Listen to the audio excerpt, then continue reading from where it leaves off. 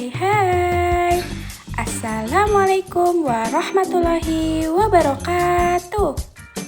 Halo adik-adik, selamat datang di podcast Cerdik, Cerdas dan Pendidik bersama Kak Trisna, Kak Ratih, Kak Restu, dan Kak Zakia. Apa kabar adik-adik semuanya? Kak Trisna berharap semoga kalian dalam keadaan yang baik, sehat, dan siap untuk belajar ya. Nah, hari ini kita akan belajar bersama-sama untuk mata pelajaran tematik kelas 2 di tema 5 pengalamanku, subtema 1 pengalaman di rumah, khususnya muatan untuk bahasa Indonesia tentang ungkapan permintaan maaf. Mari adik-adik kita pelajari bersama ya. Oke, Kak Trisna mulai ya.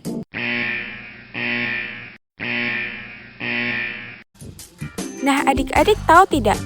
Setiap orang memiliki pengalaman. Pengalaman itu dapat diperoleh di mana saja loh adik-adik, seperti di rumah, sekolah, dan tempat bermain. Pengalaman juga dapat diperoleh di tempat wisata loh. Nah, di sini Kak Restu ingin bercerita tentang pengalaman Benny. Silahkan Kak Restu. Oke Kak Trisna. Halo adik-adik, ini Kak Restu. Nah, sekarang perhatikan cerita berikut ini dengan seksama ya. Pengalaman Benny di rumah bekerja bersama keluarga. Benny dan keluarga bekerja membersihkan kebun bunga. Benny di sekolah pernah menang lomba. Benny menang lomba membaca puisi. Benny juga berpengalaman di tempat bermain, yaitu pengalaman bermain galah asin yang dilakukan di lapangan. Lalu, Benny berpengalaman juga di tempat wisata. Benny pernah pergi ke Raja Ampat.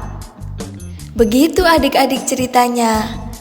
Kak Restu kembalikan ke Kak Trisna. Wah, menarik ya pengalaman Benny. Nah, adik-adik, itu adalah sebagian kecil materi yang akan kita pelajari di tema 5 ini tentang pengalamanku. Oke adik-adik, masih berlanjut ceritanya. Cerita selanjutnya akan disampaikan oleh Kak Ratih. Silahkan Kak Ratih.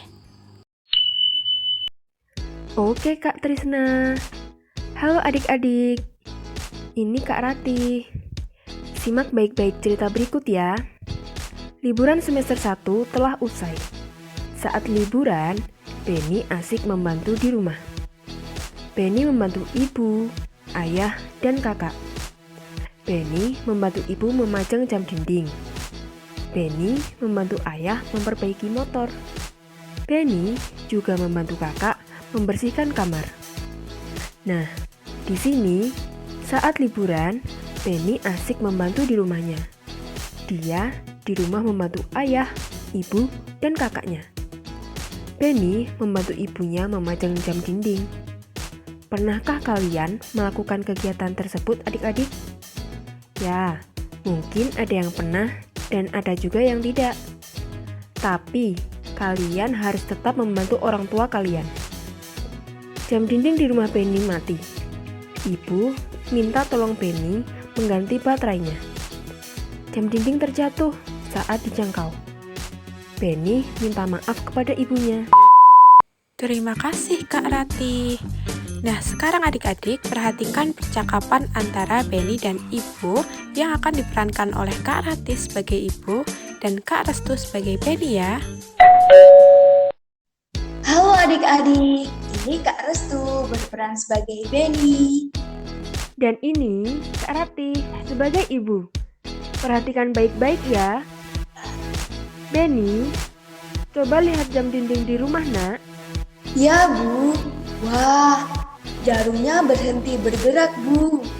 Kalau begitu, apa yang harus dilakukan? Benny harus mengganti baterai dengan yang baru Bu. Maukah Benny mengganti baterainya? Mau Bu? Hati-hati ya nak. Ya Bu. Wah, jamnya retak. Maafkan Benny, Bu. Benny kurang hati-hati dalam mengambil jam dinding, sehingga jam dindingnya terjatuh. Ya nak, kedepannya Benny harus lebih berhati-hati dan tidak perlu tergesa-gesa.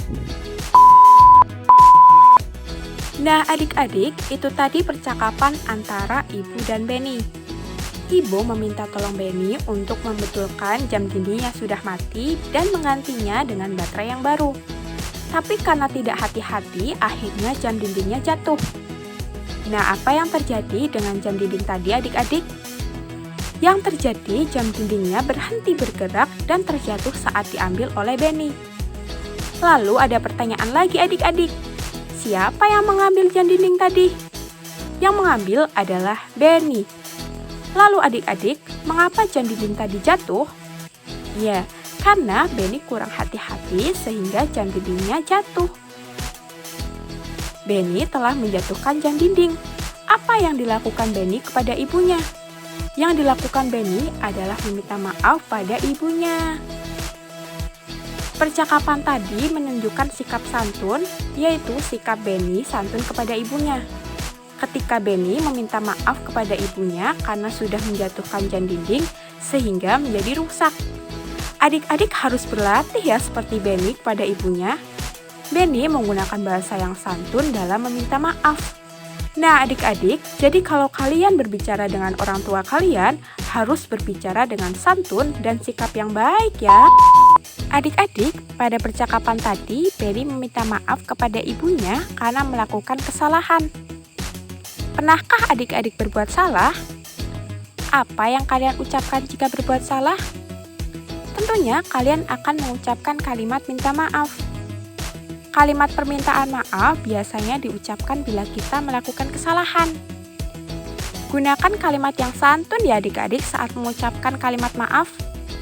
Jadi kalimatnya harus baik, dengan nada yang baik juga ketika kalian meminta maaf. Setiap kalimat permintaan maaf itu ada maknanya adik-adik. Ayo kita pelajari tentang makna kalimat minta maaf. Di sini ada Kak Zakia yang akan menjelaskan makna kalimat minta maaf. Silahkan Kak Zakia. Oke Kak Trisna. Halo adik-adik semua, ini Kak Zakia. Kak Zakia punya contoh kalimat minta maaf. Adik-adik perhatikan dengan seksama ya. Tini, maafkan aku karena aku tidak dapat datang di pesta ulang tahunmu, ucap Putri. Nah, di sini adik-adik tahu tidak siapa yang meminta maaf? Apakah Tini atau Putri yang meminta maaf? Iya, betul sekali, yang meminta maaf adalah Putri. Lalu, Putri itu meminta maaf kepada siapa ya? Iya, Putri meminta maaf kepada Tini ya. Lalu, mengapa Putri meminta maaf kepada Tini?